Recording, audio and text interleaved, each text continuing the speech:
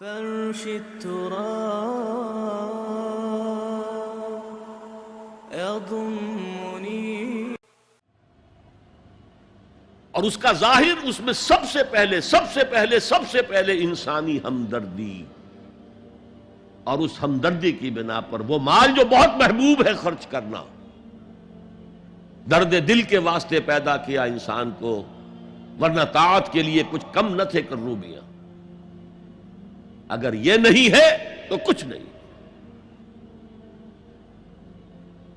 حضور نے فرمایا من یحرم الرفق فقد حرم الخیر کلہ.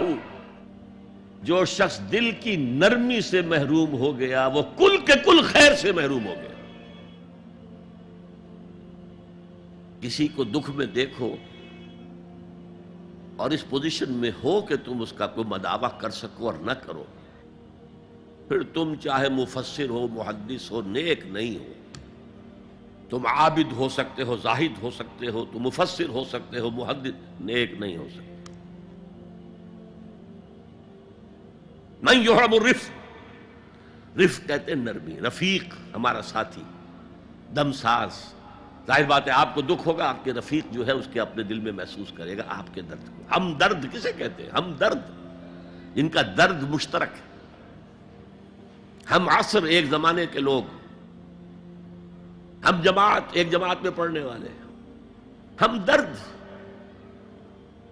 خنجر چلے کسی پہ تڑپتے ہیں ہم امیر، سارے جہاں کا درد ہماری جگر میں ہے. اگر یہ رفق نہیں ہے، اگر یہ ہمدردی نہیں ہے، اگر کسی کو دکھ میں دیکھ کر آپ تڑپ نہیں اٹھتے، اگر اس کی مدد کرنے پر قادر ہو اور نہیں کرتے تو کل خیر سے محروم ہے. پڑھے جاؤ نمازیں اور تہجدیں، کچھ حاصل نہیں ہوگا. اس پر جو آخری آیت قرآن کی ہے، لن تنالوا البر حتى تنفقوا مما تحبون، اس سے زیادہ کیٹیگوریکل سٹیٹمنٹ اور کیا چاہیے. لن کے ساتھ جو نفی ہوتی ہے فعل مضارع میں، انتہائی مؤکد، ہرگز نہیں پہنچ سکتے نیکی کے مقام کو جب تک کہ خرچ نہ کرو ان میں سے جو چیزیں تمہیں پسند ہیں. قمیض پھٹ گئی ہے، بوسیدہ دے دو کسی کو، یہ نہیں ہے خیرات و صدقات، بلکہ جو تمہیں محبوب ہو. لن تنالوا البر، بر کے مقام تک نہیں پہنچ سکتے. پھر میں کہہ رہا ہوں عابد ہو سکتے ہو، زاہد ہو سکتے ہو، علم کا معاملہ ہے، محدث ہو سکتے ہو، مفسر ہو سکتے ہو، فقیہ ہو سکتے ہو، مفتی ہو سکتے ہو، سب کچھ ہو سکتے ہو. قرآن مجید کی روح سے نیک نہیں کہلا سکتے. وَآتَ الْمَالَ عَلَى حُبِّهِ، اب اس میں جو ترتیب میں نے کہا تھا، الْأَقْرَبُ فَالْأَقْرَبُ، الْأَقْرَبُ فَالْأَقْرَبُ، سب سے پہلے ذوی القربہ. اور اس میں اکثر و بیشتر ہم سے کوتاہی ہوتی ہے. دور دراز کے لوگوں کے ساتھ نیکی ہو رہی ہے، سگے بھائی کی بیوہ اور یتیم بچے جو ہیں وہ محروم ہیں. انہوں نے اس وقت یہ کر دیا تھا، یہ کر دیا تھا. ظاہر بات ہے کہ رشتہ داروں سے تو شکایتیں ہوتی ہیں، یہ تو ہمیشہ ہمارے مخالف رہے ہیں جی، ان کی ہم کیسے مدد کریں. اگر تو اللہ کے لیے دینا ہے تو پہلا حق ان کا ہے. من احب للہ وابغض للہ واعطى للہ ومنع للہ، اللہ کے لیے دیا ہے اگر تو اپنے اس نفس کے جو انتقام کا جذبہ ہے اس کو کچلو، اور جس کا سب سے پہلا حق ہے اس کو پہنچاؤ. حق بحقدار رسید، ذوی القربى والیتامى، جو بے سہارا رہ گئے، باپ کا سایہ نہ رہا. والمساکین، مساکین کسے کہتے ہیں؟ مسکنت کہتے ہیں کم ہمتی. آپ کو معلوم ہے آج کل ایک مرض کہلاتا ہے نیورستھینیا. آدمی دیکھنے میں ہٹا کٹا ہے، صحت مند ہے، لیکن اندر سے اس کی کوئی ہمت ایسے جواب دے گئی ہے کچھ کر ہی نہیں سکتا. وہ ہے مسکین. اسی لیے جو فرمایا گیا یہودیوں کے لیے ضربت علیہم الذلۃ والمسکنہ، ذلت کے معنی بھی کمزوری، اور مسکنت کم ہمتی، ہمت ختم ہو گئی. تو جو اپنے پاؤں پر نہیں کھڑا رہ سکتا اس وجہ سے کہ اس میں وہ ہمت کم ہو گئی ہے، وہ بھی مستحق ہے. وابن السبیل، اور مسافر، پرانے زمانے میں آپ کو معلوم ہے نہ سرائیں تھیں، نہ کچھ اور تھا، نہ ہوٹل تھے. پھر اگر کہیں راستے میں چوری ہو گئی، ڈاکہ پڑ گیا، تو آدمی جو ہے گھر میں خود ہے، کفیل ہے، اچھا ہے. اس وقت کی حالت ایسی ہو گئی. ہمارے ہاں بیگرز نے اسی کو ایک بہت بڑا بہانہ بنایا ہوا، جی میں آیا تھا وہاں سے اور یہاں سے اور میری جیب کٹ گئی، سب کچھ چلا گیا، اب مجھے واپس جانے کے لیے کرایہ چاہیے. اکثر و بیشتر جھوٹے کیسز ہوتے ہیں. اگر آپ کسی کو پکڑ لیں اور ساتھ لے کر کہیں تحقیق کراؤ تو وہ بھاگ جائے گا، پھر نہیں آئے گا اس مسجد میں. لیکن یہ کہ ابن السبیل یہ بھی ایک کھاتا ہے. والسائلین یہ ذرا تفصیل طلب معاملہ ہے.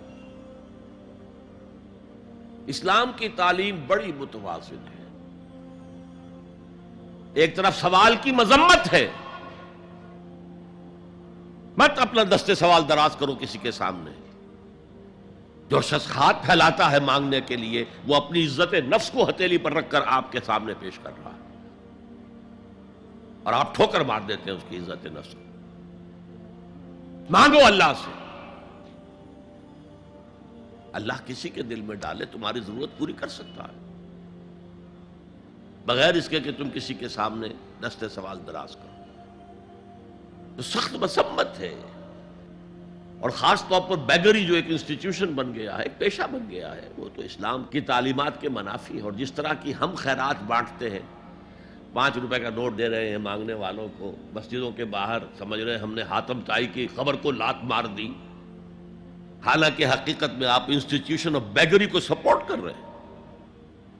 کسی ایک کو لے لو، آؤ چلو مجھے اپنا گھر دکھاؤ، مجھے بتاؤ تم واقعی اس قابل ہو یا نہیں ہو، اور پھر اس کی مدد کریں، لمسم کریں. پھر وہ 5 روپے نہیں ایسی دیں کہ وہ کچھ اپنے پاؤں پر کھڑا ہو سکے.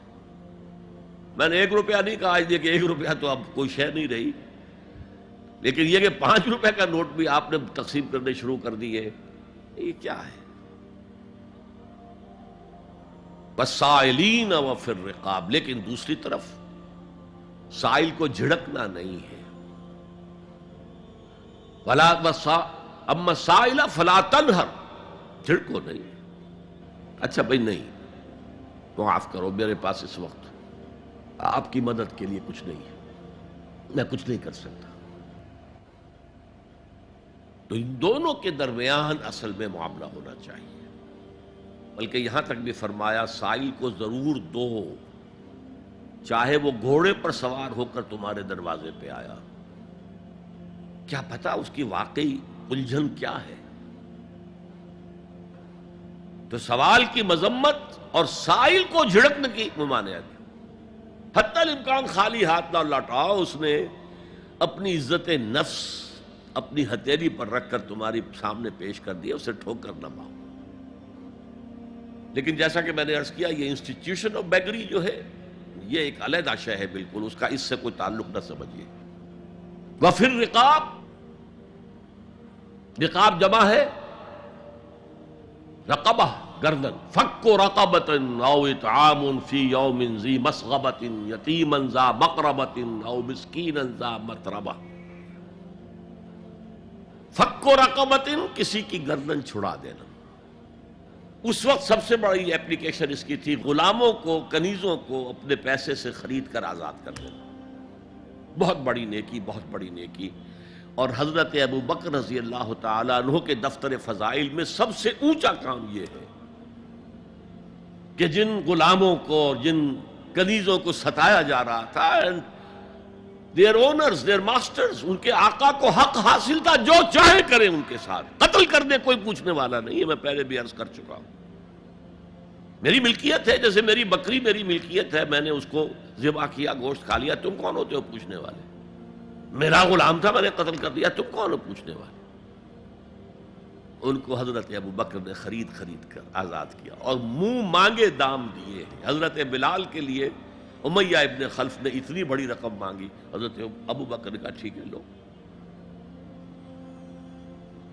باپ نے کہا بھی، ابو قحافہ نے، ابو بکر کو کوئی غلام خریدنا ہی تھا تو کوئی طاقتور آدمی جو کام آ سکے کہیں، اس کو خریدنا چاہیے. مجھے کیا پتا ابو بکر کس لیے خرید رہا اور کس کے لیے خرید رہا.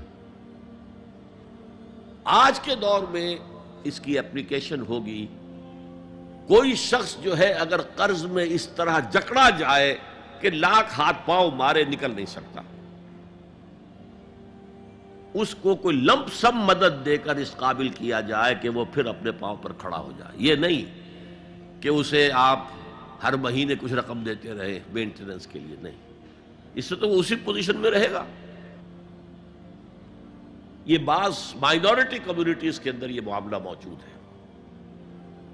کوئی بھائی اگر گر گیا ہے کاروبار میں تو اس کی پھر ایسی مدد کی جائے کہ وہ پھر آپ کی صف میں آ کر کھڑا ہو جائے، respectable members of your community, وہ اس شکل میں پہنچ جائے. یہ بھی فک و رقبۃ اس کی ذیل میں آج کل آئے گا.